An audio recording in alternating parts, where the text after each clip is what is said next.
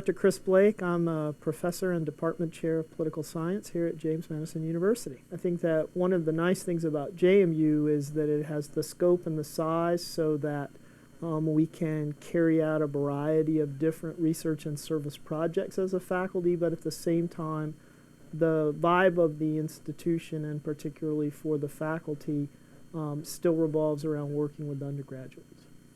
I mean, the first thing is, I've been here since 1992. JMU has doubled in size in terms of the undergraduate student population and grown about 2.5 times over in terms of graduate study, and our department is reflective of that. So when I first came here in 1992, there were 14 faculty members, and now there are 31 faculty members.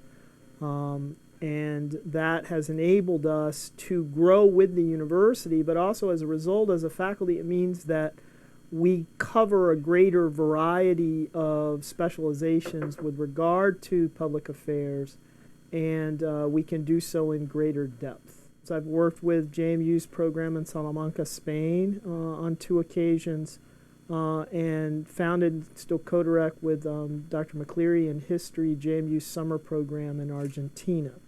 Often we think about study abroad as an opportunity to go learn about another society, another people, another language often.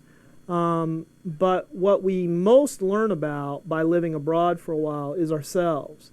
Which of our habits that we're in we like, which of our habits we might change, because getting out of our normal routine helps us to re-examine what that normal routine is.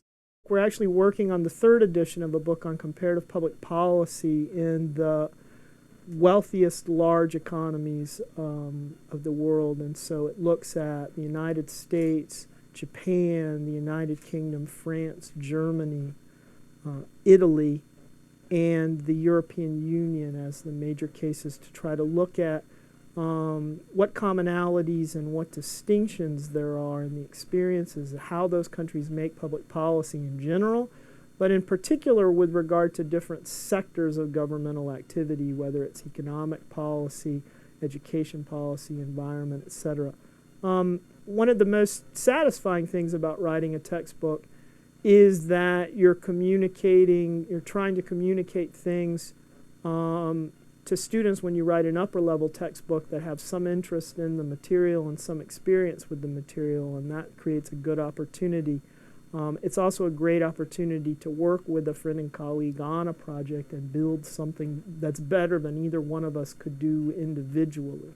We look at, across those 7 different types of political systems, and we look at 6 different policy areas. So there's 42 case studies that have to be revised and basically largely rewritten every time. And so that takes a process, an overall process of about a year every cycle that you have to go to a new edition, just the research and writing component. Then it has to go into production, and so editing, et cetera, and then out to the finished product. And so you're talking about an overall cycle of 18 to 24 months. The intended audience is the student, but the market are the professors. And so the challenge, there's sort of a Goldilocks challenge with regard to writing a textbook, which is that you have to write a book that is open and understandable and accessible to students, but it still has to pass muster with the scholars that are going to choose which books the students read. And so you have to reach effectively 2 audiences at once. When most people think about Latin America, they think about people from Mexico and, to a lesser extent, depending on where they live, Central America, or the Dominican Republic, or, even though it's not an independent nation state, Puerto Rico. A lot of times we think about Latin America, and from a U.S. perspective, people associate Latin America with poverty. But the fact of the matter is that from a global perspective, Latin American countries are middle-income countries. In fact, some of them from a global perspective are upper middle-income countries. And I think that's the second major misperception that we have. There's a reality in that perception of poverty, in that inequality, socioeconomic inequality, is important in Latin America, an important reality. But the societies as a whole, compared to many countries around the world, are materially more prosperous, I think, than a lot of times we think about. On the comparative politics side of the aisle, when we deal with students, it's that we're trying to get students to realize the variety of different political experiences and forms of political organization that exist. And that would be true whether we grew up in the United States or we grew up in the Russian Federation or we grew up in Uganda or wherever it might be, to realize that the world is bigger than our own experiences that we grew up in. And so I think that one of the misconceptions that people have, not from the United States but from everywhere, but perhaps especially in the United States because it's such a large country, is that politics in the United States is like it is elsewhere.